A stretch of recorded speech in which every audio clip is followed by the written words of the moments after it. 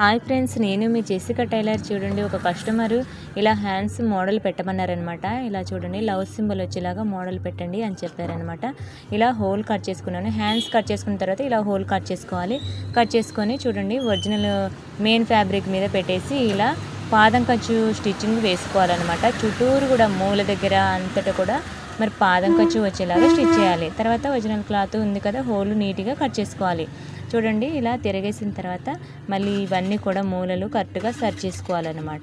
పెన్నుతోని ఇలా చూడండి, ఇలా హోల్ నీట్గా వచ్చేలాగా సెట్ చేసుకొని మళ్ళీ పాదం ఖర్చు స్టిచ్చింగ్ చుట్టూరు కూడా పాదం ఖర్చు వచ్చేలాగా స్టిచ్చింగ్ నీట్గా చేసుకోవాలన్నమాట. చూడండి, ఇలా రెడీ అయిపోయిందన్నమాట.